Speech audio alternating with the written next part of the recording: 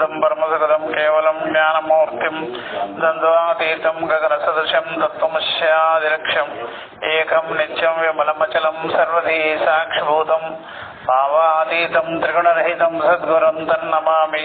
హరి ఓం. శ్రీ గురుభ్యో నమః. హరి ఓం. తత్సతు. బ్రహ్మసూత్ర అధ్యాస భాష్యము చెప్పుకుంటూ వస్తున్నాము. దీనిలో శాస్త్రీయమైన వ్యవహారం కూడా అవిద్యాంతర్గతంగానే ఉంది అనే విషయాన్ని హేతుబద్ధంగా తెలియజేశాను. శాస్త్రీయేతు వ్యవహార యజ్ఞవి బుద్ధిపూర్వకారి పూర్వకారి నా అవిదిత్వ ఆత్మనః పరలోక సంబంధం అధిక్రియతే తథాపి న వేదాంత వేద్యం అశనాయాదీతమపేత్య బ్రహ్మక్షత్రాదిభేదం అసంసార్యాత్మతత్వం అధికారే అపేక్ష్యతే అనుపయోగాత్ అధికార విరోధాత్ చ ప్రాక్ చ తదా భూతాత్మ విజ్ఞానాత్ ప్రవర్తమానం శాస్త్రం అవిద్యావద్ విషయత్వం న అతివర్తతే. తథా హి బ్రాహ్మణో యజేత ఇత్యాదీని శాస్త్రాన్ని ఆత్మని వర్ణాశ్రమ అవయవావస్థాది విశేషమధ్యస్య అధ్యాసం ఆశ్రిత్య ప్రవర్తంతే అని శాస్త్రీయమైన వ్యవహారం కూడా బుద్ధిపూర్వకమైనది. అది తెలివితో వివేకంతో ప్రమాణాల దృష్టితో అది జరిగేది. అది కూడా ఆత్మజ్ఞానం లేకుండానే జరుగుతుంది. అందువల్ల పెద్ద పెద్ద శాస్త్రజ్ఞులందరూ కూడా యజ్ఞహోమాదులలో ఆరితేరిన వాళ్ళు, పండితులు, ఉపాసకులు, యోగులు, ఎంత గొప్ప గొప్ప వాడైనా సరే ఆత్మజ్ఞానం లేకుండా చేసే పనులు. ఇప్పుడు జీవన స్వామి ఉంటాడు, గణపతి ఆయన ఉంటాడు. ఆత్మజ్ఞానం లేని విషయాలు అవన్నీ. మళ్ళీ శాస్త్రీయమైన వ్యవహారం, శాస్త్రమే ఉంది. ఈ బ్రాహ్మణులు యజ్ఞహోమాలు చేసేవాళ్ళు, వ్రతాలు, దానాలు, ఏవో క్రతువులు గొప్ప గొప్పగా చేస్తుంటారు కదా, శాస్త్రమే అది కూడా. కానీ ఆత్మజ్ఞానం లేనిది. ఆ ఆత్మజ్ఞానం ఉంటే అధ్యాసను విడదీసేస్తుంది, అధ్యాసని విడదీసి పెట్టేస్తుంది. ఆత్మజ్ఞానం లేకపోతే అధ్యాసతో ఉంటుంది. అది శాస్త్రీయమైన వ్యవహారము, బుద్ధితో చేసేది. బుద్ధితో చేసేది అంటే లోక విషయాలకి భిన్నం. లోక విషయాలకు భిన్నంగా ఉండినా సరే, బుద్ధి కలిగి చేసేదైనా సరే, మేధస్సుతో ఉండినా సరే, అది అవిద్యతోనే ఉంది, అవిద్య అంతర్గతమే ఉంది. ఇంతెందుకు వేదాంత శాస్త్ర విజ్ఞానాన్ని తెలుసుకునేదానికి వచ్చినటువంటి గురు శిష్య సంబంధం కూడా అవిద్యలోనే ఉంది. జ్ఞానం కలగనంత వరకు. జ్ఞానం కలిగింది అనుకోండి, గురువు శిష్యుడు భేదం ఉండదు, బ్రహ్మమే ఉంటుంది. అందుకని అర్జునుడిని కూడా అంటాడు, నువ్వు కూడా అదే స్వరూపమైనావు, నేను కూడా అదే స్వరూపమైనాను, ఈ స్వరూపంలో నువ్వు నేను సమానమేనయ్యా. నేనే తెలుసుకున్నాను, నువ్వు అది తెలుసుకున్నావు. నువ్వు ఏ జ్ఞానంతో ఉన్నావు, నేను అదే జ్ఞానంతో ఉన్నా. అనుభవంలో ఏం వ్యత్యాసం లేదు. కాకపోతే అర్జునుడు కృష్ణుడు అని వ్యవహార భేదం. గురువు శిష్యుడు వ్యవహార భేదమే కానీ పరమార్థంలో భేదము లేదు అన్నట్ల. ఎంత తెలుసుకున్నా సరే గురువు శిష్యుడు ఉండడు.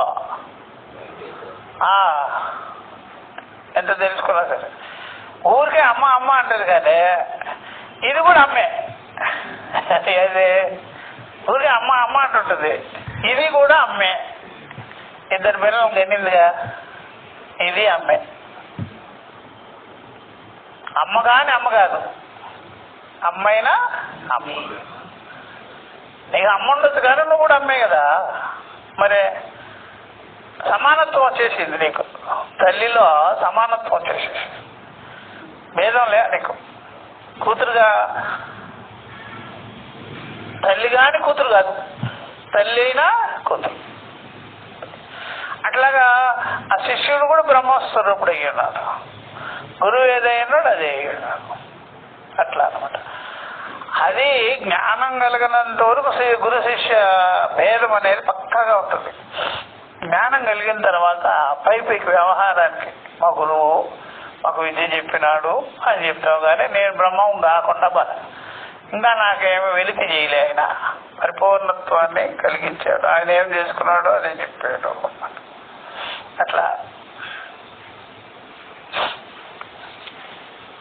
ఇప్పుడు అధ్యాస ప్రకారములు, అధ్యాస యొక్క ప్రకారములు అనమాట. అధ్యాస ఎన్ని రకాలుగా చెప్తారు, ఎన్ని రకాలుగా చాలా మందిలో ఉంది దాని అనమాట. అంటే అధ్యాస యొక్క డీటెయిల్స్ అది చెప్తున్నారు.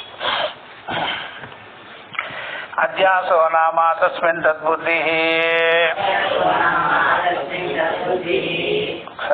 పెన్సిల్ ఏమా ఇక్కడ ఉంది, వెనకాల కూడా ఉంది.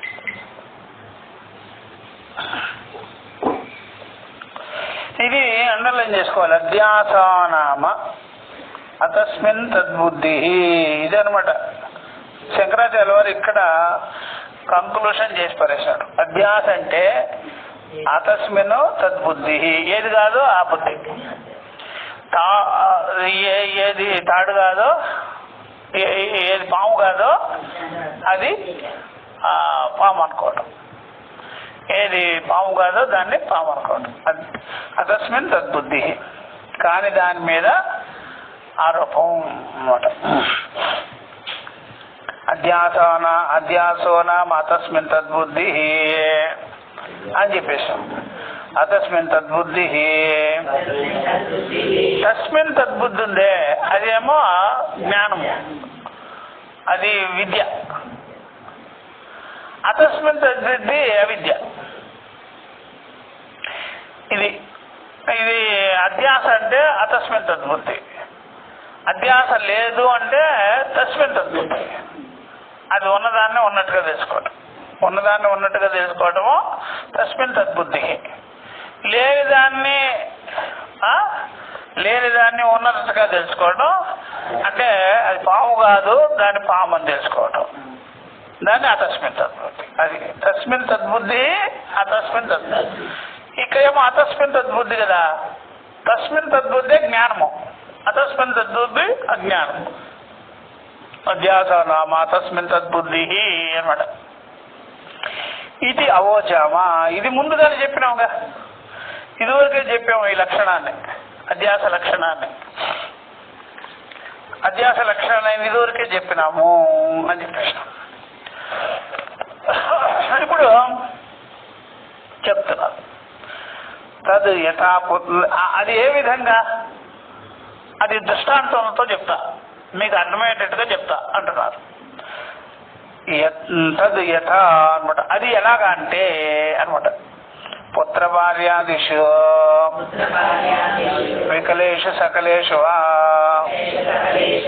అహం ఏవ వికలః సకలో వా, సకలః వా ఉంది కదా, సకలో వా, సకలః వా ఇది బాహ్య ధర్మాన ఆత్మని అధ్యస్యతి.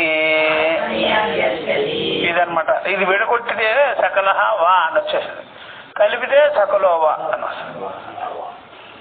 తత యథా పుత్ర, అది ఏ విధంగా అంటే అధ్యాస అతస్మిన్ తద్బుద్ధి ఎలా జరిగింది, ఎలాగా చెప్పాలి దానికి అంటే, తద్యత పుత్ర భార్యాదిషు, పుత్రులు సంతానము, భార్య ఆదిషు, భార్య భర్త బంధువులు, ఇట్లా ఎంతమంది ఉంటే అంతమంది. అది ఈ రక్త సంబంధాలు. ఆ రకంగా మనో సంబంధాలు కూడా, రక్త సంబంధము మనో సంబంధం, రక్త సంబంధం ఉంటుంది మనో సంబంధం ఉంటుంది అన్నమాట. తద్ యథా పుత్ర భార్యాదిషు వికలేషు సకలేషు, అది వాటి యందు, పుత్రులు యందు, భార్య భర్త బంధువులు అత్తామామలు వాటి యందు, సకలేషు వికలేషువా, సకలేషు అన్నాడు, వికలేషు అన్నాడు, వికలేషు సకలేషువా. సరే, వాడు సవ్యంగా ఉండడం, అపసవ్యంగా ఉండడం, అసవ్యంగా ఉండడం, వాడు బాగుండడం బాగా లేకపోవడం, వాడు బాగా ఉండడం బాగా లేకపోవడం. వాడు బాగుంటే మేము బాగున్నాం, నా బిడ్డలు బాగుంటే నేను బాగున్నా, నా బిడ్డలు బాగలేదంటే నేను బాగలేదు. పుత్రే నష్ట అహం నష్ట, ధనే నష్ట రాజ్ఞ నష్ట. ధనం పోయిందంటే రాజుపోతాడు. పుత్రుడు బాగుంటేనే బాగున్నా, పుత్రుడు బాగలేదు నేను బాగలే. ఇట్లా అధ్యాస అన్నమాట. అది వికలేషు సకలేషు. వికలేష్ అంటే వాళ్ళు బాగలేదు, సకలేష్ అంటే వాళ్ళు బాగున్నారు అన్నమాట. అది మన మీద వేసుకుంటాం, ఆత్మ మీద వేసుకుంటాం. అహమేవ వికలహ అంటాడు, నేనే బాగలేదు అంటాడు.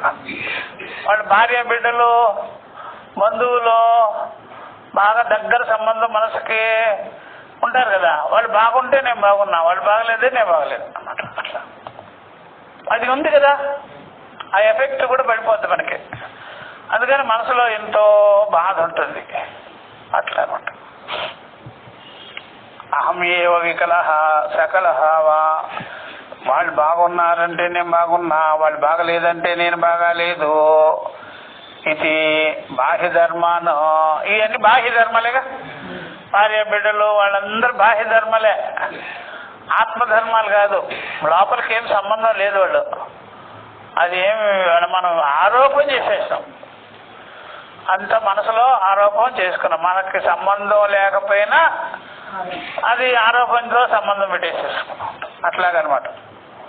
ఇది బాహ్య ధర్మాను, బాహ్య ధర్మాలని ఆత్మని అధ్యస్యతి, ఆత్మ ఏందో అధ్యాస చేస్తున్నాము, బాహ్య ధర్మాల్ని అధ్యాస చేస్తున్నాము అన్నమాట. అట్లా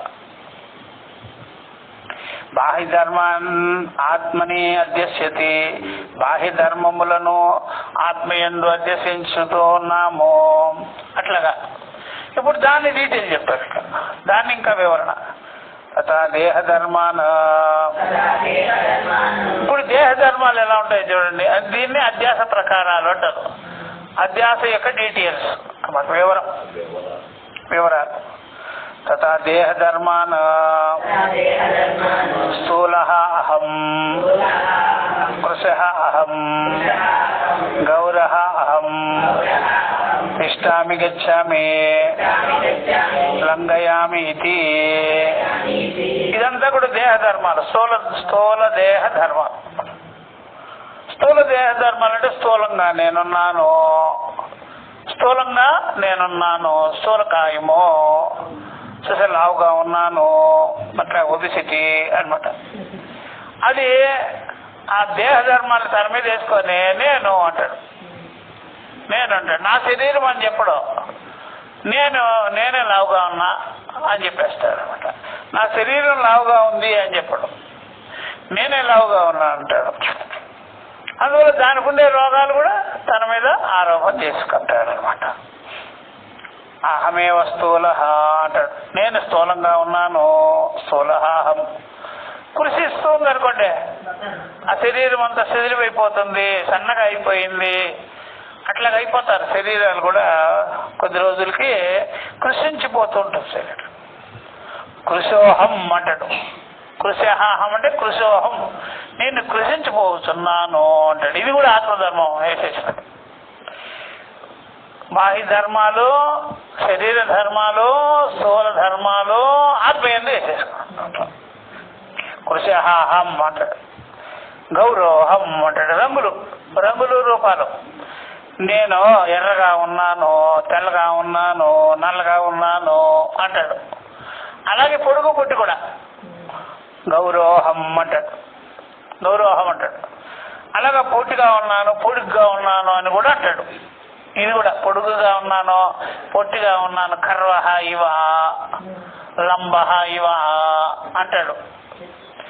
ఇలాగ అంటాడు అన్నమాట. తర్వాత ఏం చేశాడు, యాక్షన్స్, క్రియలు, దేహం క్రియలు. కూర్చుంటే నేను కూర్చున్నాను అంటాడు. శరీరం కూర్చొని పెట్టాడు, శరీరాన్ని కూర్చొని పెట్టి నేను కూర్చున్నాను అంటాడు. శరీరాన్ని నడిపిస్తాడు, నేను నడుస్తున్నాను అంటాడు. తిష్టామి గచ్చామి అంటాడు. నేను తిష్టామి, అహం తిష్టామి, అహం గచ్చామి, నేను నడుస్తున్నాను. ఎగురుట జంప్. అహం లంఘయామి, నేను లంఘయామి, ఎగురుతున్నాను అంటాడు. నేను ఎగురుతున్నాను అంటాడు. అంటే ఇది ఎవరి మీద పడినది? ఇదంతా శరీర క్రియలు, శరీరం యొక్క రంగులు, శరీరం యొక్క వికారాలు అవన్నీ ఆత్మ మీద వేసేస్తాడు అనమాట. లంఘయామీతి అన్నమాట. నేను ఎగురుతున్నాను అంటాడు. ఇది తథా ఇంద్రియ ధర్మాను. ఇప్పుడు ఇంద్రియ ధర్మాలు ఇట్లాగా మనకి ఎన్ని రకాలు ఉంటాయో శరీర వికృతి విశేషములు అవన్నీ ఆత్మయందు వేసుకుంటాడు అన్నమాట. అట్లా ఈ విధంగా ఇప్పుడు గీతలో వచ్చింది చూసిన 5వ అధ్యాయంలో పశ్యన్ను స్పృణవన్ను స్పృశన్ ఇవన్నీ అవి ఇట్లా అన్నమాట. ఇది అన్నాడు. ఇప్పుడు ఏమంటున్నాడు? ఇంద్రియ ధర్మాల్ని ఆరోపిస్తాడు. ఇంద్రియ ధర్మాలను ఏం ఆరోపిస్తాడు చూడండి. తథా ఇంద్రియ ధర్మాన్ మూక కాణ క్లీబ బధిర అంధ అహమితి.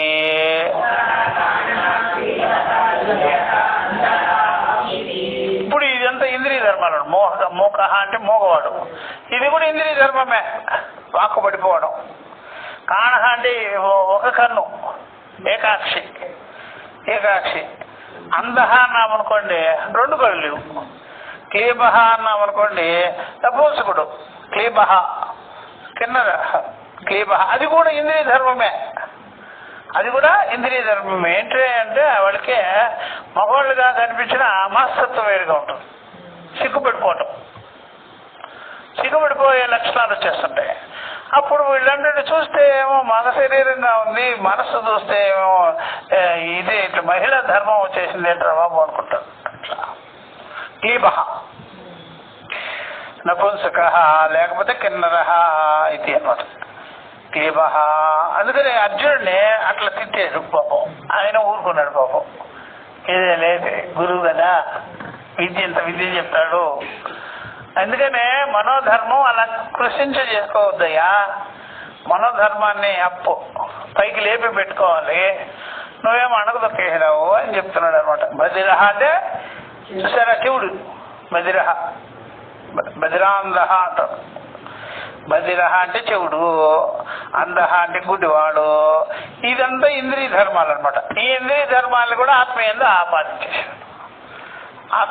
ఆరోపణ చేసేసాడు అనమాట. అట్లాగనమాట. ఇట్లా చెప్పిన తర్వాత మళ్ళీ ఇప్పుడు అంటున్నాడు చూడండి, అంతఃకరణ ధర్మాలు ఒక్కోటి బాహ్య సంబంధ బాంధవ్యాది ధర్మాలు, దేహ ధర్మాలు, ఇంద్రియ ధర్మాలు. దేహ ధర్మాలు అన్నప్పుడు రంగు రూపం అన్నీ చెప్పాలి, అన్నీ వచ్చేస్తాయి అట్లా. అలాగే ఇంద్రియ ధర్మాలు ఇవన్నీ. తర్వాత మనోధర్మాలు. తథాంతఃకరణ ధర్మాన కామ సంకల్ప విచికిత్స అధ్యవసాయాధీన. ఇదంతా కూడా మనోధర్మాలు అన్నమాట. అంతఃకరణ ధర్మములు. అంతఃకరణ ధర్మాలు కూడా ఆత్మయందే ఆపాదిస్తాడు. ఆత్మ లేకుండా ఆరోపం ఎవరి మీద చేసుకుంటాడు? ఆత్మ ఉండాలన్నమాట. అందువల్ల అలాగ ఆరోపణ చేసుకుంటేనే వ్యవహారం జరిగేది. లేకపోతే ఉత్తి ఆత్మతోనూ జరగదు ఏ వ్యవహారం. దానికి దేహం ఉండాలి, స్థూల సూక్ష్మ దేహం ఉండాలి. ఉత్తి స్థూల సూక్ష్మ దేహాలు ఆత్మ లేకుండా లేవు. అట్లాగనమాట. ఆత్మ ఉంటేనే ఆత్మ ఉండాలి, అనాత్మ ఉండాలి, పరస్పరము అవివేక రూపమైన అధ్యాసం ఉండాలి. ఇప్పుడు అంతఃకరణ ధర్మాలు కామము, కోరికలు. అంతఃకరణానికి కోరికలు ఉంటాయి కదా. ఏం కోరికలు ఉంటాయి? నాకు అది కావాలి, అది కావాలి అని ఉంటుంది కదా. అన్ని కలిపితే కోరికలే. అది రాగమైన కోరికే, ద్వేషమైన కోపమైన కోరికేది. కోపమైన కోరిక చాలా మందికి అర్థమే తెలియదు. కోరిక అంటే ఏమిటో తెలియదు. అర్థమేదా? నేను హాయిగా ఉండాలి, అది కోరికేగా. నేను హాయిగా ఉండాలి అనేది కోరిక. నాకు దుఃఖం పోవాలి అనేది కూడా కోరికే కదా, సుఖం కావాలనేది కోరికే కదా, రాగము కోరికే కదా, ద్వేషము కోరికే కదా. అందువల్ల నువ్వు మనసులో ఏదేది వాంఛిస్తుంటావో అవన్నీ కూడా కోరిక. మోక్షము కావాలనేది కూడా కోరికే. మోక్షం నీ యొక్క స్వరూపమయ్యిందిరా అనేంత వరకు అది కోరికే. మోక్షం నీ స్వరూపమయ్యింది అంటే కోరే పని లేదయ్యా, అయ్యే ఉన్నాను. కాకపోతే ఆ కోరిక లేకపోతే వాడు గురువు దగ్గర పోటుగా. జిజ్ఞాస అదే కదా, జ్ఞాతం ఇచ్చా జిజ్ఞాస, కోరిక ఉండాలి. అర్థమైందా? బంధ వ్యవహారాలకి కోరిక ఉండాలి, మోక్ష వ్యవహారానికి కూడా కోరిక ఉండాలి. ఆ మాట పుచ్చుకొని పెద్దలు ఆ మాట అనేవాళ్ళు పూర్వం. కామిగాని వాడు మోక్షగామి కాదు, వద్దు వద్దు వద్దు వద్దు అనేవాడు. ఎందుకయ్యా ఏమన్నా కొనుక్కుందామంటే వద్దు వద్దు వద్దు, తింటావా అంటే తిన్నా అనాలి, గాలి పీల్చుకుంటామంటే పెంచుకోవాలా అనాలి. కోరిక లేకుండా ఎందుకయ్యా స్వామి ఇదంతా? కోరిక ఉండాలి. కోరిక లేకపోతే మనిషి జీవితం లేదు అనమాట. అర్థమైందా? మరి కోరికలే గుర్రాలు అయితేనే కమెంట్ చేసుకో, లేకపోతే ఊకవును. కోరికలే గుర్రాలు అయితే అంటే గుర్రాల మీద ఎక్కి ఊరికి కూర్చుంటావు అంటే తోచేస్తుంది. అది గుర్రం మీద ఎక్కినోడు పట్టుకోవాలి కదమ్మా, పట్టుకోవాలి కదా గట్టిగా, లాంటి ఎగరు కొట్టాను పడేస్తుంది అంతే. అందుకని మనసును వాడుకునేటప్పుడు మనసును వాడుకుంటున్నామంటే మనసుకి నిగ్రహం కూడా ఉండాలి కదా, మనసుకి నిగ్రహం కూడా ఉండాలి కదా. అందుకనే కదా కథలో అన్ని చెప్పింది. ఇవన్నీ చెప్పాను కదా, మనసు గుర్రాలు, బుద్ధి సారథిగా ఉండాలి, మనసు పగ్గాలుగా ఉండాలి, ఇంద్రియాలు గుర్రాలుగా ఉండాలి, శరీరం రథంగా ఉండాలి అని చెప్పింది అంటారు. కోరికను మేనేజ్ చేయడం కూడా, కోరికను మేనేజ్ చేయకపోతే ఎట్లాగా? కోరికలే వద్దు అంటే ఇంకా మనకి ఏమి వద్దు అని అర్థం. ఏమి వద్దు అనేవాడు ఎక్కడ లోకంలో లేనే లేడు అసలు. కావాలి అని ఉండాలి. అందువల్ల ధనధాన్యాలు ఎందుకో, ఏం చేసుకునేదానికే ధనధాన్యాలన్నీ ఖర్చు పెట్టుకునేదానికి కదా, అట్లా అనమాట. అంతా ఖర్చు చేసుకునేదానికే కానీ ఇంకా దాచుకుంటే మళ్ళీ ఖర్చు పెట్టేదానికన్నా రావాలి, మళ్ళా ఇంకో జన్మెత్తాలి మళ్ళా, అట్లా అనమాట. అందుకనే ఎప్పుడైనా సరే మీరు వండుకొని తింటుంటేనే కదా మళ్ళీ ఆ బియ్యం మళ్ళీ పోసుకునేది, కొనుక్కొచ్చుకునేది. అందువల్ల అనుభవిస్తుంటే మళ్ళీ వర్క్ అనుభవించకపోతే వర్కే లేదు, పెండింగ్ పడిపోతుంది. పెండింగ్ అట్లా. కాబట్టి ఈ ప్రకారంగా అహం, ఈ ప్రకారంగా కామము, కోరిక, సంకల్పము, దానికి కోరికల్ని సంకల్పం, కామ సంకల్ప అంటే కోరిక అనేది అభిభూతం అవుతుంది అనమాట. ఓ రకంగా వస్తుంది కోరిక అనేది, మైండ్లోకి ఒక రకంగా వస్తుంది, మనకే తెలియకుండా వస్తుంది అనమాట కోరిక. కోరిక ఎప్పుడైతే అలాగ వస్తుందో నిద్రమత్తులాగా మనసుకి కోరిక వస్తుంది. కోరిక వచ్చినప్పుడు ఆ మనసు ఏం చేసేది? సంకల్పం చేస్తుంది. ఆ కోరికని వ్యక్తం చేస్తుంది. అంటే కోరిక ఎలా ఉంది? అవ్యక్త రూపంలో ఉండేది అనమాట. ఇచ్చ అనేది వ్యక్తంగా ఉండదో అది సంకల్పం రూపంలో వ్యక్తమవుతుంది. మీకు ఏది ఉంటుందో అది బయటకి కక్కాలి కదా, అది సంకల్పం అనమాట. ఆ కోరికలన్నీ ఆపేసేసేయడం అనుకో, మళ్ళీ ఎప్పుడైనా సరే డామని వెళ్ళిపోదు. అందుకని కోరికల్ని వ్యక్తం చేస్తుంటుంది ఎవరు? మనసు. అంతే కదా, గ్యాస్ వస్తే గ్యాస్ బయటకు రావాల్సిందే కదమ్మా. అందువల్ల కోరికలు గ్యాస్ లాగా ఉండిపోతాయి. ఆ ఉండిపోయేది ఎప్పుడైనా సరే డామని పేరుపోద్ది చెప్పండి, అర్థమైందా? అందుకనే కామ సంకల్ప అంటాడు. దాన్ని ఏమంటాడు? ఆ సంకల్పం వచ్చినప్పుడు ఏం చేశాడు? వివేకం చేసుకోవాలి. వివేకం చేసుకుంటే అదొక రకంగా ఉంటుంది, వివేకం చేయకపోతే ఇంకో రకం. కామము, సంకల్పము. తర్వాత మళ్ళీ విచికిత్స, సంశయం, అవునా కాదా, అవుతుందా కాదా, ఇది చూసారా, కోరిక తర్వాత సంకల్పము, సంకల్పం తర్వాత విచికిత్స, సంశయము, ఇది నెరవేరుతుందా కాదా, అవునా, అట్లాగా సంశయం. అప్పుడు నిశ్చయానికి వస్తాం, అవును అవుతుందయ్యా, నేను చేయగలుగుతాను, ఇది జరుగుతుంది, నా వల్ల అవుతుంది, చేయగలుగుతాను అనేది అధ్యవసాయం. అధ్యవసాయం అంటే నిశ్చయాలు ఒక రోల్ లాగా వెంటనే అక్కడికక్కడే ఉంటుంది అనమాట. ఇవన్నీ కామ, సంకల్ప, విచికిత్స, అధ్యవసాయాది, ఇదంతా కూడా అంతఃకరణ ధర్మాలు. ఈ ధర్మాలంతా కూడా ఆత్మయం చేసి జాయతీవ లీలా ఇటీవా అని చెప్తాడు అనమాట. ఆత్మయంది వేసుకుంటాడు అనమాట. అది కామ, సంకల్ప, విచికిత్స, అధ్యవసాయాదేనా అని చెప్పారు. అట్లా ఈ ప్రకారంగా అంతఃకరణ ధర్మాలు ఇవి. అంతఃకరణ ధర్మాలు అందుకని అంతఃకరణ ధర్మాలనే ఆత్మయందు వేస్తాడు అనమాట. ఆత్మయందు వేయకుండా జరగదు ఏ పని. ఆత్మయందు వేయకుండా జరిగేది పనే ఉండదు. ఎప్పుడైనా ఏం చేయాలి, ఆత్మయందు వేసుకోవాలి. ఇప్పుడు భర్త దగ్గర, భార్య దగ్గర క్యాష్ ఉంటుంది అనుకోండి, మరి ఏదన్నా నువ్వు కొనుక్కోవాలంటే వాళ్ళకి చెప్పుకోవాలి.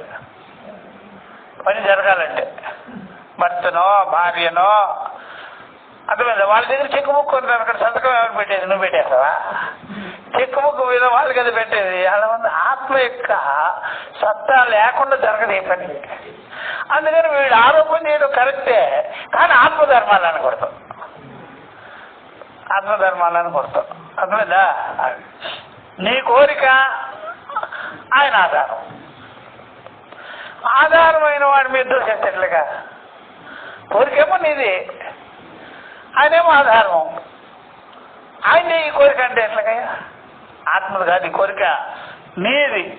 నువ్వు వ్యవహార రంగంలో ఉన్నావు, నీ కోరికల్ని నువ్వు చేసుకోవాలి. ఆ కోరికలకి సత్తాగా ఉండేది ఎవరు? ఆత్మ. మరి ఆ ఆత్మ సత్తాగా ఉంది కానీ, బలం ఇచ్చిందే కానీ అది కారణం ఎలా అవుతాయా? బలం ఇచ్చింది నీకు. అట్లా అనమాట. వీళ్ళు ఎప్పుడైనా సరే ఆత్మయందు ఆరోపణ చేసి వ్యవహారం చేయడం అనేది తప్పు కాదు. భగవంతుడి యొక్క ఆశ్రయంలో మనం జీవించుకోవడం తప్పు కాదు. భగవంతుడిదే సంసారం అంటే ఎట్లాగా? సంసారం నాది, ఆయన ఆధారం. అర్థమైందా? ఆయన ఆధారమయ్యా, ఆయన సత్తానయ్యా అని చెప్పుకోవాలి. అందువల్ల ఇలాగ ఆరోపణ చేయడం తప్పే కాదు. ఆరోపణ ఆయనదే అనకూడదు. నేను ఆయన మీద పెట్టినానయ్యా, నాకు వ్యవహారం ఉంది, నా వ్యవహారం నేను సొంతగా ఓన్గా చేసుకోలేను, సత్తా నాకు లేదు, ఆయనే సత్తా నా వ్యవహారానికి అని నువ్వు తెలుసుకో, మంచిది. కానీ అదంతా ఆయనదే సంసారం, ఆయన బిడ్డలు ఇచ్చినాడు, అన్ని బిడ్డలు ఇచ్చినాడు, ఆయన ఇంకా బిడ్డలు ఇచ్చినాడంటే ఈ ముస్లిం వాళ్ళది మరి చెబుతాడు, అల్లాకే దేన్ అంటుంటాడు. అంటే అది అల్లా ఇచ్చాడంట బిడ్డలు. ఎందుకంటే మనం కనమన్నట్రా అలా అనమాట. మనం కూడా అలాంటి దేవుడు ఇవ్వాలి కానీ బిడ్డలు అంటాడు. దేవుడు ఇస్తాడు బిడ్డల. కాబట్టి ఆయన ఆధారం అంతే. ఆయన సెక్యూరిటీ వాడిది అయిపోద్ది బ్యాంక్ అంతా. నువ్వు ఉండరా బాబు అంటే షాపు నీదేనా, ఉండరా కాపులాగా అయినా అన్నావు, బాగా కాపులా కాస్తాడు ఆయన. అందువల్ల సత్తాగా ఉంటాడు కానీ పరమాత్మ, ఆ సత్తాను పట్టుకొని సంసారం ఎట్లాగా? కాబట్టి నీ కోరికలు నెరవేర్చుకునేదానికి ఆయన ఆధారంగా ఉండాలి. అలాగే ఆరోపణ చేస్తున్నాను స్వామి అంటే మంచిదే, ఆరోపణ చేసుకో, ఆయన మీద ఆరోపణ చేసి ఆయన మీద పెట్టి నువ్వు వ్యవహారం చేసుకో. కానీ ఆయనే ఇదంతా చేస్తున్నాడని మాత్రం అట్లా తప్పు. కాబట్టి ఈ ప్రకారంగా కామ, సంకల్ప, విచికిత్స, అధ్యవసాయాదీన ఏవం అహం ప్రచీనం, ఈ ప్రకారంగా అంతఃకరణ ధర్మాలు కూడా ఆత్మయందు ఆరోపణ చేసే వ్యవహారం చేస్తున్నాడు. ఏవం ఈ ప్రకారంగా చెప్తాడు. ఏవం అహం ప్రచీనం అశేష సుప్రచార సాక్షిని ప్రత్యేగాత్మనే అధ్యస్య, ఇది అండర్లైన్ చేసుకోవాలి, చూసుకోవాలి. ఏవం ఈ ప్రకారంగా అహం ప్రచీనం నేననే తలంపుని అశేష స్వప్రచార సాక్షిని ప్రత్యేగాత్మని అధ్యస్య అన్నమాట. ఏవం ఈ ప్రకారంగా అహం ప్రత్యయనం నేను అనేటువంటి అహంకారిని, అహం ప్రత్యయం అంటే అహంకారం, దేహేంద్రియ ధర్మాలతో కూడుకున్నటువంటి దేహేంద్రియ ధర్మాలతో కూడుకున్నటువంటి అహం ప్రత్యయాన్ని, నేననే తలంపుని, అహంకారాన్ని, అశేష స్వప్రచార సాక్షిని ప్రత్యేగాత్మని, ఇది అనమాట. ఇది వేరే. అశేష స్వప్రచార సాక్షిని అశేషంగా అంటే అన్ని, అశేషంగా అన్ని, మొత్తము అని. అశేషం అంటే మొత్తము అని చూసారా? అశేషం అంటే మొత్తం అని. అశేష జనం అంటే అంతా జనంతో నిండిపోయినారు అనమాట. కాబట్టి అశేషమైనటువంటి తనయందు ప్రచారము, తనయందు కనిపిస్తున్న, తనయందు గోచరమవుతున్నటువంటి ఈ యొక్క తలంపులకి సాక్షిగా ప్రత్యేగాత్మ రూపుడై ఉన్నాడు. ఆయన యందు అధ్యాస చేసేసి అన్నిటికీ సాక్షి స్వరూపుడుగా ఉండేటువంటి ఆ ఆత్మయందు ప్రత్యేగాత్మ స్వరూపుడు, దృక్స్వరూపుడు ఆయన యందు అధ్యాస చేసేసినాడు. ఎవరిని?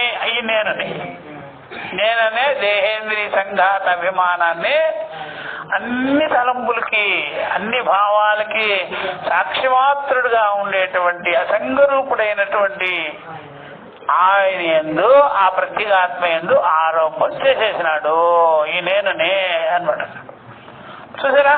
అప్పుడు నేననేదేమో దేహేంద్రియ సంఘాత అభిమాని, సాక్షి ఏమో దేహేంద్రియ సంఘాత విలక్షణ, దేహేంద్రియ సంఘాత విలక్షణ అసంగ క్షేత్రజ్ఞ అంటము. దేహేంద్రియ సంఘాతమునకు విలక్షణమైనటువంటి విలక్షణమైన అసంగమైనటువంటి క్షేత్రజ్ఞుడు ఆయన మీద అధ్యస్య, ఆయన మీద ఆరోపించారు.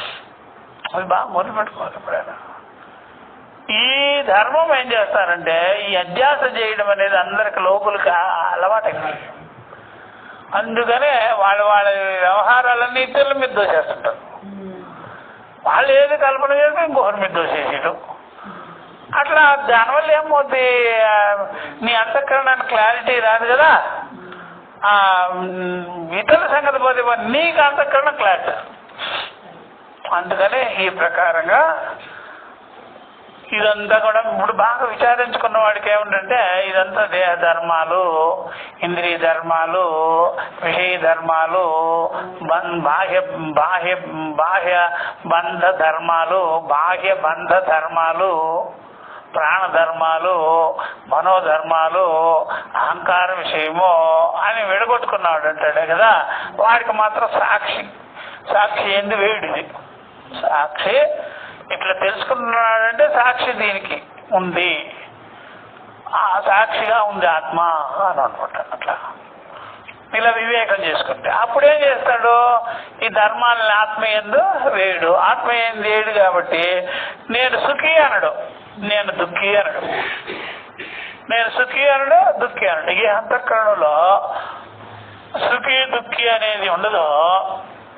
ఆ అంతఃకరణము హాయిగా ఉంటుంది. ఇది ఒక రోగం అనమాట జనానికి. ఎప్పుడు చూసినా సుఖి దుఃఖి అనుకుంటుంటారు. సుఖి దుఃఖి వాడంతటా వాడు వేసుకుంటే పర్వాలే, అందరి మీద వేస్తుంటాడు. నీ వల్ల నేను సుఖి, నీ వల్ల నేను దుఃఖి అంటుంటాడు. ఇంకొకరితో నీకేం పని, నీకు నువ్వు చూసుకోరా నాయనా. అందుకనే మనము ఎవరినైనా సరే ఒక చోటు ఉంటే ఫిజికల్ గా కూడా ఎవరిని ఇబ్బంది పెట్టకూడదు, మెంటల్ గా కూడా ఇబ్బంది పడకూడదు. పడేదంటే నువ్వే పడుకో. కానీ వీళ్ళు ఏం చేస్తారంటే ఆత్మయందు ఈ దేహ ధర్మాలు, ఇంద్రియ ధర్మాలు, మనోధర్మాలు అన్ని ఆరోపించుకోవడం ఉందే, ఇదే అందరి మీద కూడా వేస్తారు. ఆరోపణ చేసేవాడు మరి అందరి మీద ఎందుకు చేయడు? చేస్తాడు అనమాట, అందరి మీద చేస్తాడు. నా భర్త అంటాడు, భార్య అంటాడు, పిల్లలు అంటాడు, అది సత్యలేషు వికలేషు అని చెప్పలే. వాడు బాగుంటే నేను బాగున్నాను, వాడు బాగలేకపోతే నేను బాగలేదు అని అట్లా వేసేస్తుంటాడు. అన్ని ధర్మాలు వేసేస్తుంటాడు. ఆ రకంగా చేయడం బట్టి అధ్యాస యొక్క వికారముల నుండి బయటపడటం. అధ్యాస నుంచి బయటపడితేనే కదా మనిషికి అసలైనటువంటి యథార్థం తెలిసేది. అధ్యాస నుంచి బయటపడే సోర్సే కనిపించటం.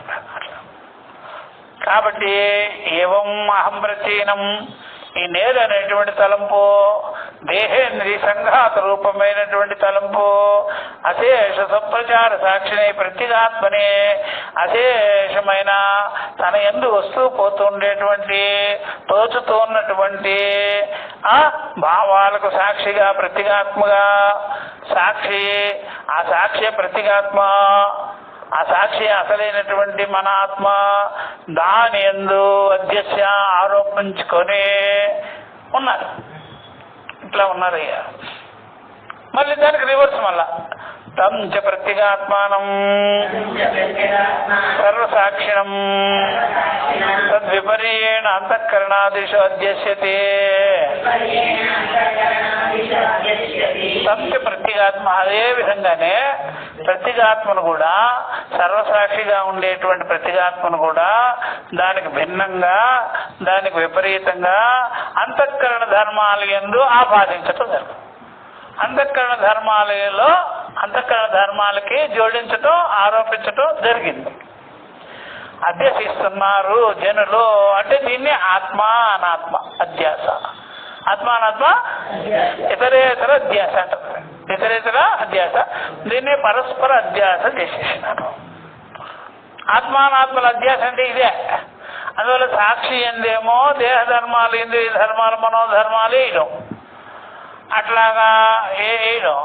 అలా సాక్షిని దేహేంద్రియాలు చూడడం, దేహేంద్రియాల్ని సాక్షి ఎందుకు కలపడం, పరస్పర ఆరోపాలు చేసుకొని వ్యవహారం జరుగుతుంది. ఇలా జరిగితే ఏమవుద్ది అంటే ఏమవుద్ది సుఖ దుఃఖాలు వస్తాయి.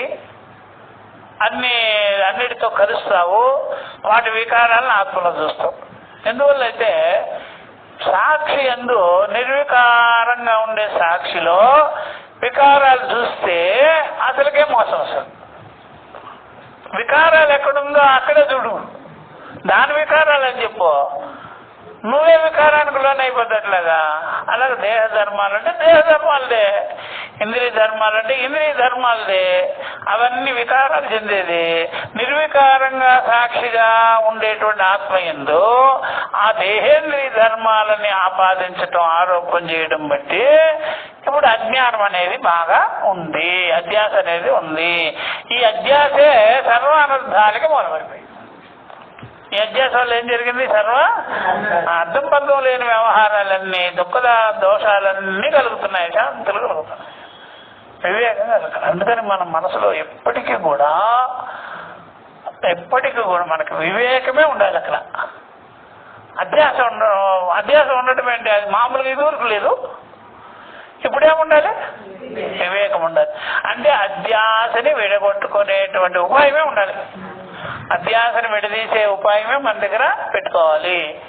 అదేంటి? దేహ ధర్మాలు, ఇంద్రియ ధర్మాలు, బాహ్య ధర్మాలు, అనాత్మ ధర్మాలు, ఇది ఆత్మధర్మము కాదు అని తెలుసుకోనే ఉండాలి. అట్లా ఉంటే నీకు మంచిది, అట్లా లేకపోతే మంచిదిగానే కాదు. అట్లా అర్థమైందా? అట్లా ఇప్పుడు మనం పిల్లలకి అన్నీ చేసి పెడతాం, సంపాదించి పెడతాం, అన్నీ చేస్తాం. చేసిన తర్వాత నీకు వివేకం లేదు కదా, ఇంకా చేయవలసిందే ఉంటుంది. నీకు ఇంకా చేయలేదే బాధ కలుగుతుంది. ఇంకా ఏం చేస్తావు? అర్థమైందా?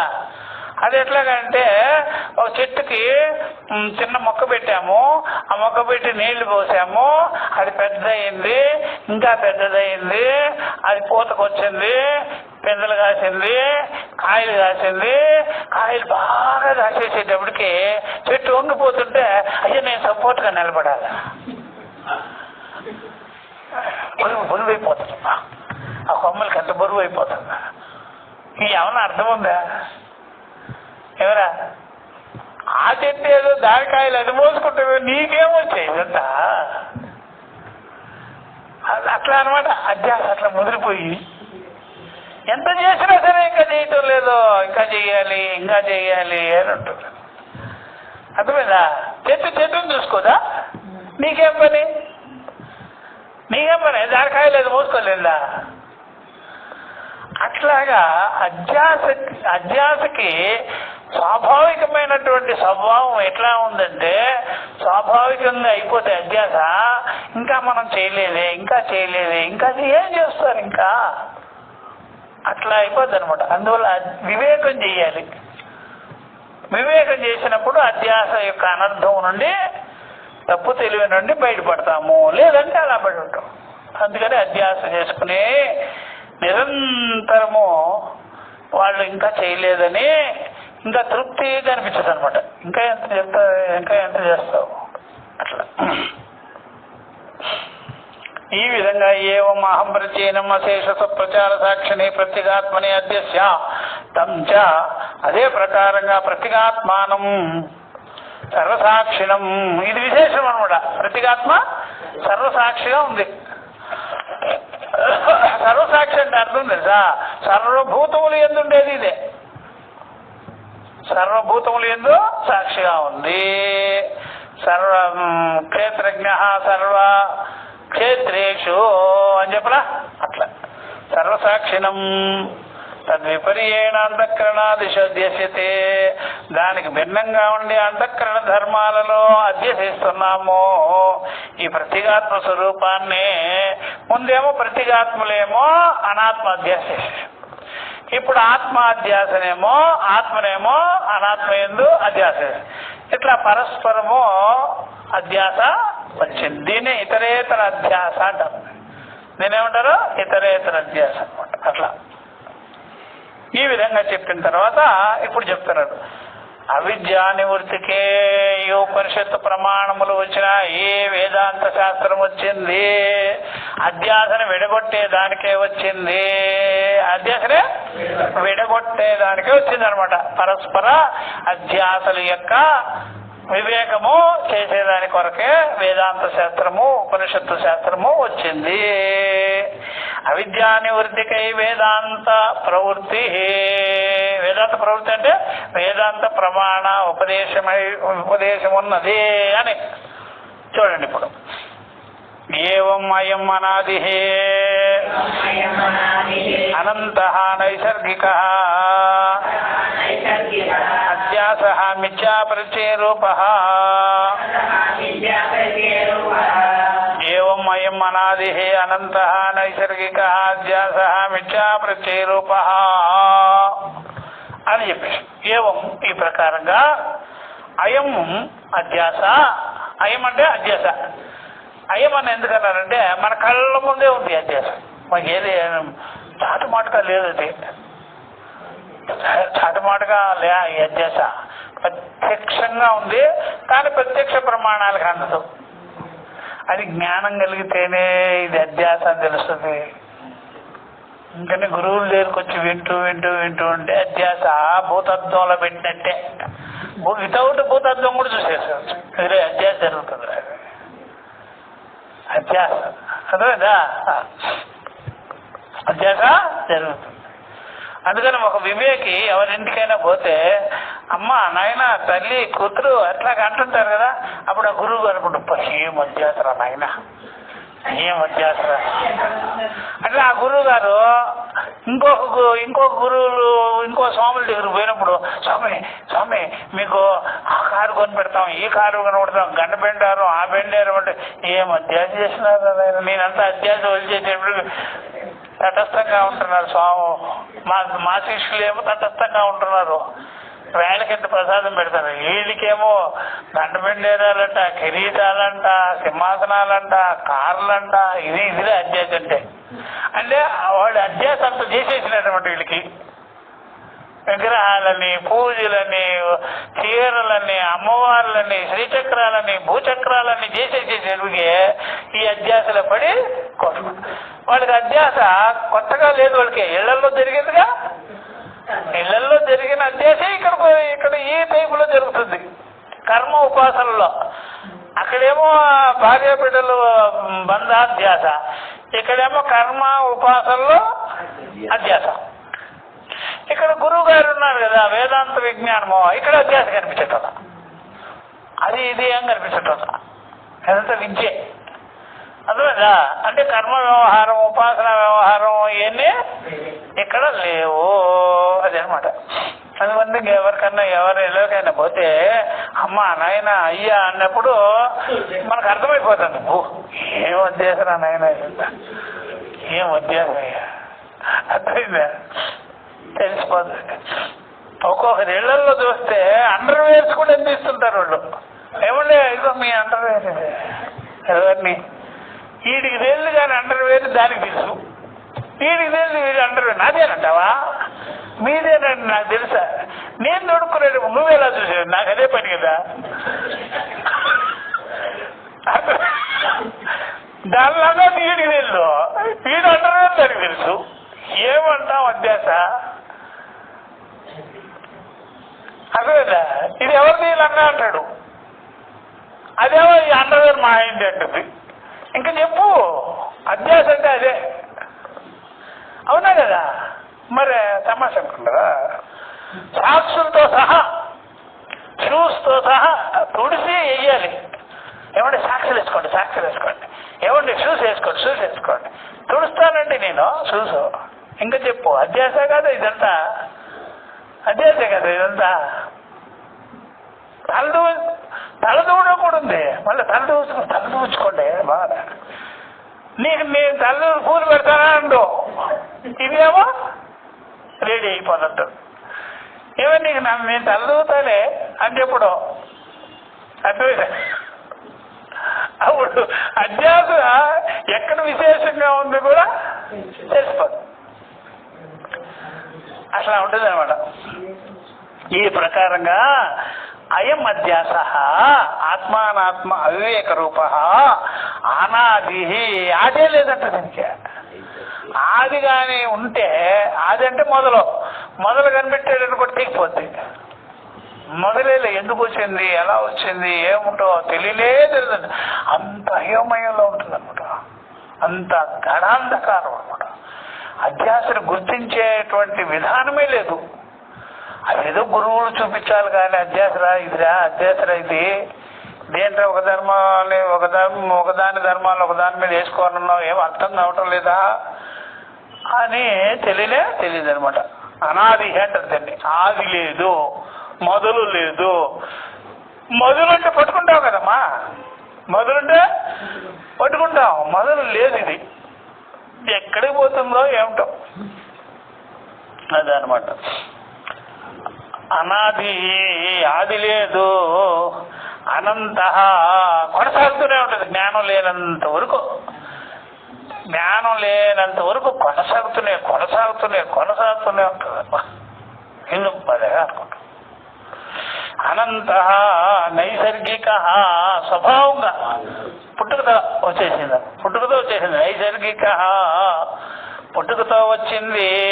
అధ్యాస, ఈ ఆరోపము.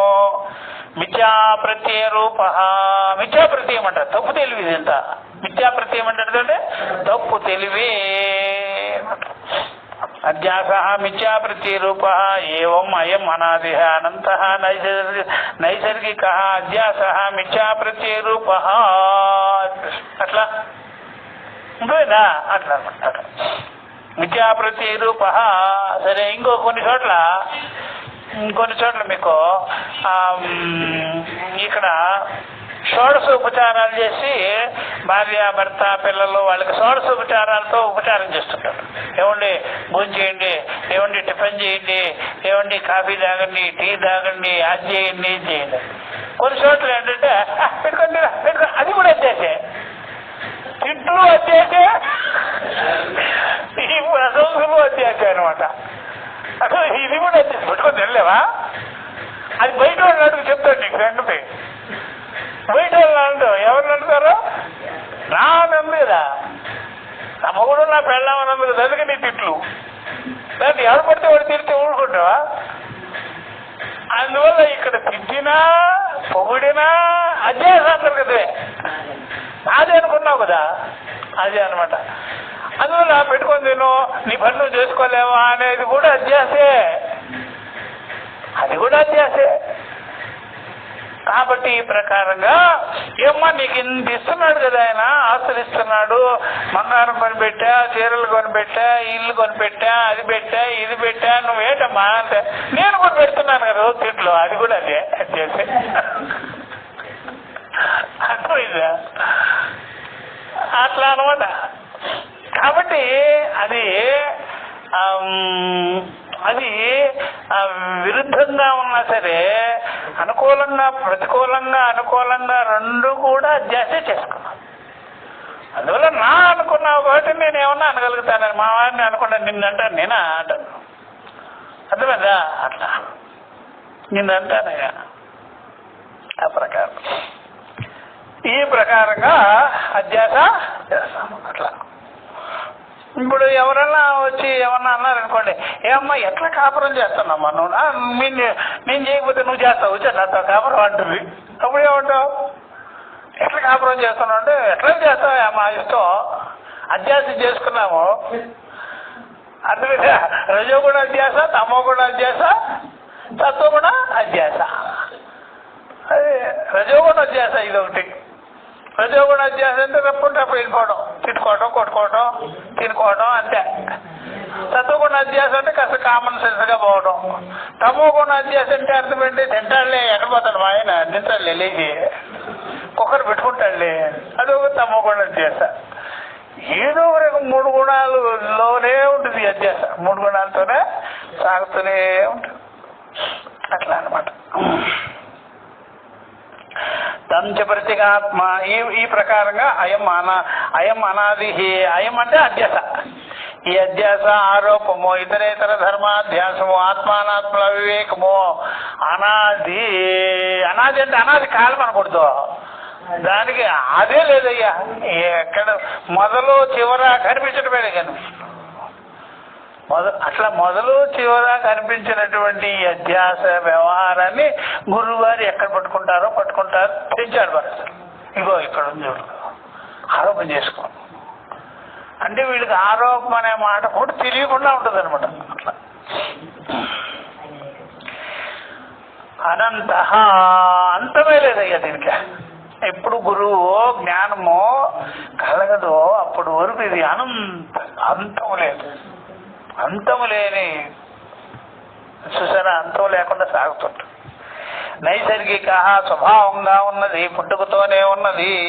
నైసర్గికం అంటే పుట్టుకతోనే స్వభావంగానే ఉంటుంది, జన్మత. అధ్యాస, ఈ అధ్యాస అలా ఉంది. మరి మిథ్యా ప్రత్యయ రూప, తప్పు తెలివితో కూడినది. తప్పు తెలివితో ఉంది ఇదంతా. అది ఎట్లా ఉంది తప్పు తెలివి? దాని వివరణ చెప్తున్నాడు. కర్తృత్వ భోక్తృత్వ ప్రవర్తక, సర్వలోక ప్రత్యక్ష. ఇదనమాట కర్తృత్వ భోక్తృత్వ. అది అందుకని వేదాంతం వింటూ ఉంటే ఏం తెలుస్తుందంటే అధ్యాస పలసపడిపోతుంది అనమాట. ఎవరి ధర్మం వాళ్ళు చేసుకోవాలి, ఎవరి పని వాళ్ళు చేసుకోవాలి, ఎవరి డ్యూటీ వాళ్ళు చేసుకోవాలి అనే సిద్ధాంతం వచ్చేస్తుంది. ఈ అధ్యాస వివరము బాగా తెగొట్టుకుంటుంటే, అధ్యాసను పలసగా చేసుకుంటుంటే ఈ బహుబంధాలు, మోహ మమకారాలు అన్నీ పలసగా అయిపోతాయి. పలసగా అయిపోయి నువ్వు చేసుకోలేవా ఏంటి, నీకు సామర్థ్యమే లేదా, ఎవరి పని వాళ్ళు చేసుకోవాలి, ఒకరి కోసం ఒకరు పుట్టినారా ఏంటి, వాళ్ళ కర్మఫలం వాళ్ళ కోసం పుట్టినారు, వాళ్ళ మోక్షం కోసం వాళ్ళు పుట్టారు, వాళ్ళ బంధ నివృత్తి కోసం వాళ్ళు పుట్టినారు, అంటే ఒకరి కోసం ఒకరు పుడతారా అనే సిద్ధాంతం వచ్చేస్తాయి. ఇది తత్వ విచారం చేస్తుంటే అంతే. ఇవి ఉండవు, ఇవి ఉండవు. నా కోసం నేను, నీ కోసం నేను, అట్లా ఉండవు. ఎవరి పని కోసం వాళ్ళు వచ్చినారు, ఎవరి కర్మఫలాలు వాళ్ళు నెత్తిన పెట్టుకొని వచ్చినారు, వాళ్ళు చేసుకొని పోవాలి అంతే. అంతేగాని ఒకరినొకరు పట్టుకొని కూర్చుంటే ఎలా కుదురుతుంది? నా పని అది, నీ పని ఇది అన్నట్లుగా అయిపోద్ది అనమాట. మరి వ్యవహారం జరగదు. అసలు ఎందుకు జరగదు? అన్ని జరగదు. మోహమమకారాలతో మాత్రం జరగనే. కాబట్టి మోహమమకారాలు ఉన్నంత వరకు దుఃఖాన్ని పోగొట్టుకోలేము. స్వధర్మం తెలుసుకున్నప్పుడు ఏమవుతుందంటే దుఃఖాన్ని నివృత్తి చేశారు, పని వాళ్ళు చేసుకున్నారు. ఈ మోహమమకారాల వల్ల ఏమవుతుందంటే ఎవరు నన్ను కాపాడతారా అని చూసుకుంటారు. ఈ మోహమమకారాలు లేనప్పుడు ఏముంటుంది, వాళ్ళు చూసుకుంటారు, వాళ్ళ పని వాళ్ళు చూసుకుంటారు అట్లా. అందువల్ల కర్తృత్వ భోక్తృత్వ ప్రవర్తక, కర్తృత్వాన్ని కలిగించేది భోక్తృత్వాన్ని కలిగించేది, ప్రవర్తక అంటే నడిపేది, కలిగిస్తుంది అనమాట. కర్తృత్వ భోక్తృత్వ ప్రవర్తక, కర్తృత్వ భోక్తృత్వాన్ని కలిగించేస్తుంది, చేయించేస్తుంది. ఇది అందరికీ తెలిసిన విషయమే. సర్వలోక ప్రత్యక్ష, సర్వలోక. మరి అంతుపట్టున్నది అన్నారుగా, అందరికీ ఎలా తెలుస్తుంది అంటే ఈ కర్తృత్వ భోక్తృత్వాదులు కొద్దిగా మనకు తెలియకపోయినా సరే ఈ అధ్యాసతో చేస్తున్నామని నీకే అర్థమవుతుంది. ఆ భార్య బిడ్డలను అంటు పెట్టుకోను కదా ఇవన్నీ వచ్చింది, లేకపోతే నీకేం పని, ఏం పని అసలు?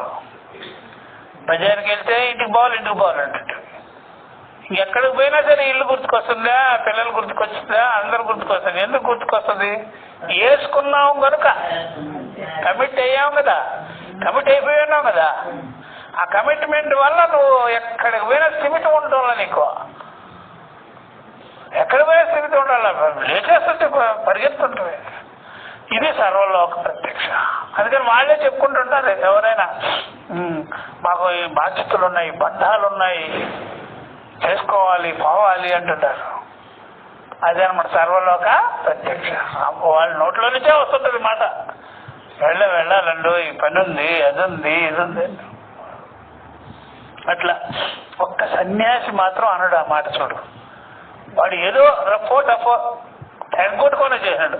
రజోగుణంతో వదిలిపెట్టాడో ఇల్లు, తమో గుణంతో వదిలిపెట్టాడో, లేకపోతే వివేకంతో వదిలిపెట్టాడో, వాడికి మాత్రం ఈ గొడవలు ఉండవు. ఇప్పుడు ఋషికేశంలో ఉంటారు స్వాములు, వాళ్ళని చూస్తే అదే కదా గొప్ప విషయము. వాళ్ళు చూడగానే మనం ఏముంది, వాళ్ళు చక్కగా భోజనాలు చేస్తారు, పోతారు, హాయిగా మస్తుగా ఉంటారు. అటు పరిగెత్తాలి, ఇటు పరిగెత్తాలి, ఇంట్లో పనంది, ఆ పనంది, పని చెప్పరు వాళ్ళు. గంగా తీరం కూర్చున్నారంటే మాట్లాడుతూనే ఉంటారు వాళ్ళు, కబుర్లు చెప్పుకుంటూనే ఉంటారు. ఇంటికి పోవాలి, అది చేయాలి, ఇది చేయాలి అనరు, సాధన చేసుకోవాలి, జపం చేసుకోవాలి ఆ మాట కూడా అనరు.